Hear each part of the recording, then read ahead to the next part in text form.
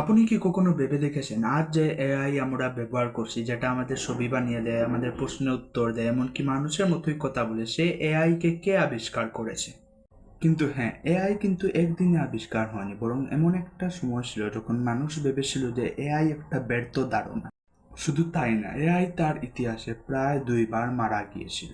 এখন আপনাদের মনে প্রশ্ন আসতে পারে যে এআই প্রথম কে আবিষ্কার করেন। আসলে এআই কোনো এক ব্যক্তির আবিষ্কার না, এটা অনেক বিজ্ঞানীর মিলিত আবিষ্কার। আজকের ভিডিওতে আমরা জানব এআই এর সেই অবিশ্বাস্য ইতিহাস। এআই এর গল্প শুরু হয় 1950 সালে। একজন ব্রিটিশ গণিতবিদ অ্যালেন টিউরিং একটা প্রশ্ন তুলেছিলেন যে মেশিন কি চিন্তা করতে পারে। আজকের সময় এটা সাধারণ প্রশ্ন হতে পারে, কিন্তু তখনকার সময় ছিল এটা একটা বিপ্লবী চিন্তা।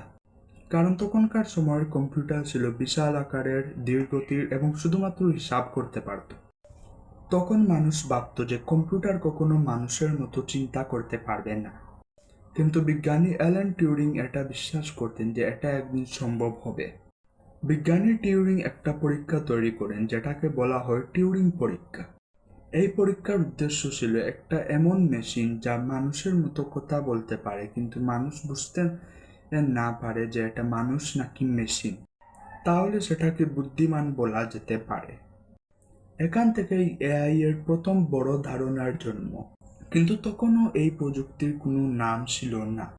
তার 6 বছর পর 1956 সালে আমেরিকা একটা প্রেস কনফারেন্সে বিজ্ঞানী জন ম্যাকার্থি প্রথমবার এআই এর নাম ইউজ করেন আর্টিফিশিয়াল ইন্টেলিজেন্স।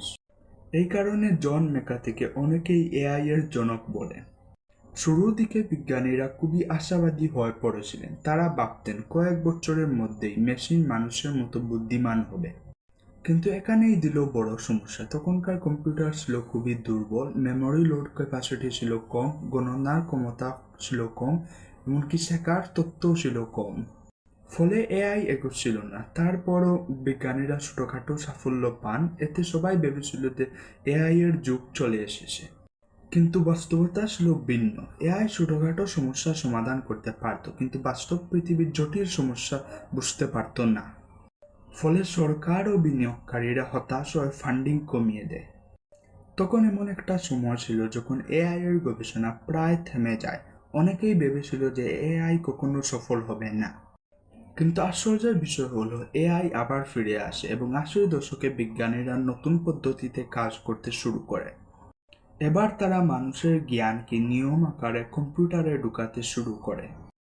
যেমন রোগীর যদি জ্বর থাকে, রোগী যদি কাশি থাকে, তাহলে সে অসুস্থ। এই পদ্ধতি বেশ ভালো কাজ করে। এআই আবারও জনপ্রিয় হয়ে ওঠে। কিন্তু আবারও সমস্যা দেখা দেয়, কারণ হাজার হাজার নিয়ম লিখে রাখা খুবই কঠিন ছিল। একটা ছোট ভুল পুরো ব্যবস্থাকে ভেঙে দিতে পারত এবং খরচও ছিল অনেক বেশি। ফলে এআই 1987 সালে আবারও বড় ধাক্কা খায়, আবারও প্রায় গবেষণা থেমে যায়।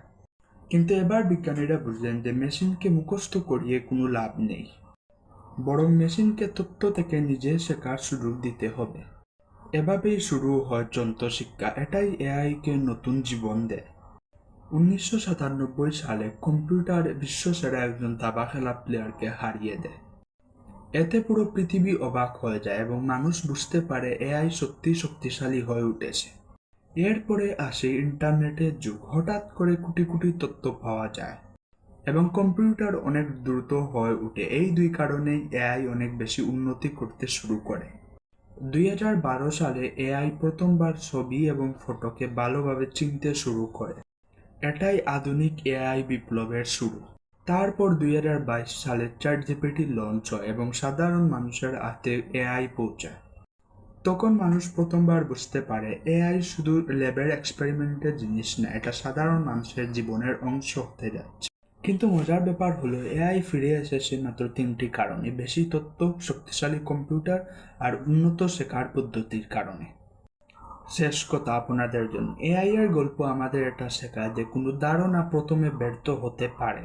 মানুষ সেটাকে অসম্ভবও ভাবতে পারে, বাট টাইম, ডিসিপ্লিন, টেকনোলজি এসব অসম্ভবকেও সম্ভব করে তুলতে পারে।